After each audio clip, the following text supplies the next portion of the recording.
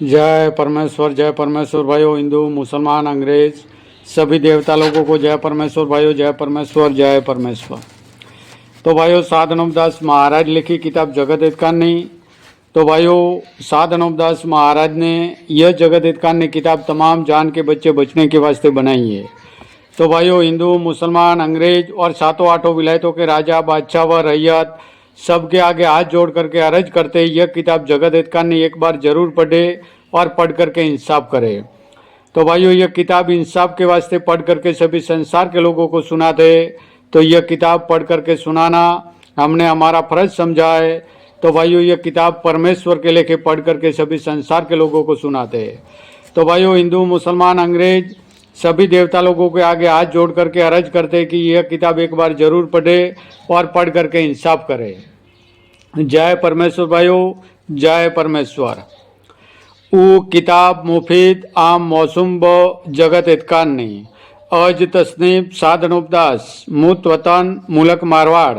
यह जगत हितकानी जिसको श्री अनूपदास प्रिंटिंग प्रेस छावनी हरनपुरा में छाप के प्रसिद्ध किया तारीख 17 अप्रैल सन 1909 जहाँ वैशाखवती 12 संवत 1965। तो भाइयों, आज पेज नंबर 60 से पढ़ करके सुनाते। जय परमेश्वर भाइयों, पेज नंबर 60। काल डाल के मार देते गरज के जिस तरह से यह बनिए संसार को मरवाना चाहते, तो राक्षसी पाप से पहले बुद्धि भ्रष्ट कर देते और फिर आपस में लड़ा करके मार देते।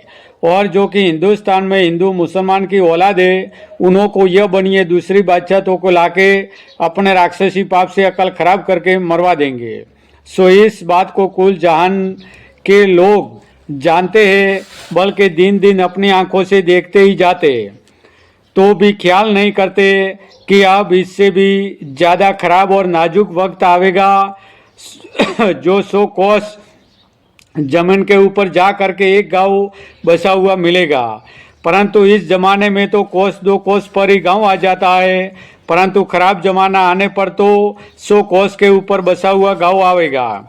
और इसी तरह पर शहरों का और गांव का बुरा हाल करेंगे। सो यह बात तो पहले से बनियों ने चला दी है और नाम फकीरों का और साधु लोगों का जाहिर करते हैं कि फलाने साधु ने और फकीर ने यह वचन कहा, सो सच्चा है। सो जिस तरह से कि दुनिया को सपना होता है, उसी तरह फकीरों को भी सपना होता है और कुछ का कुछ दिखाई देता है। और फकीर उन सपनों को परमेश्वर की कुदरत जानते हैं कि जैसा सपना देखते हैं वैसा ही हो जाता है। परंतु यह ख्याल दुनिया में कोई भी साफ नहीं करते कि बनियों के घर का राक्षसी पाप है, जिससे हमको जागते में और सोते में ऐसे ऐसे सपने नजर आते हैं और यह परमेश्वर की कुदरत नहीं है। सो इस बात का ख्याल फकीर अतीत भी नहीं करते कि जैसा रावण ने रपेश्वरों को दुनिया में बुरा होने का सुझाया था, जब रपेश्वर लोग भी यह जानते थे कि बुरा होने का हाल हमको मालिक ने सुझाया, परंतु रावण के पाप की उन्हों को भी खबर नहीं थी। सो खबर न होने की वजह है कि पहले राक्षसी पाप से अकल खराब कर देते, जिससे फिर कुछ नहीं सूझने देते। परंतु राक्षसी विद्या के चलाने वाले दुनिया के दिखाने के लिए और फकीरों वगैरह के दिखाने के लिए भक्ति करते। सो रपेश्वरों के दिखाने के वास्ते रावण भी भक्ति करता था। सो रपेश्वर लोग और शिवजी शरीके भूल गए थे, परंतु राक्षसी पाप अपने भाई बेटों से कराता था, लेकिन दुनिया के लोगों से छाने कराता था कि जहाँ पर कोई पंखेरु तक नहीं जा सकता था, तो आदमी की तो क्या ताकत थी कि जो वहाँ पर जा सकता।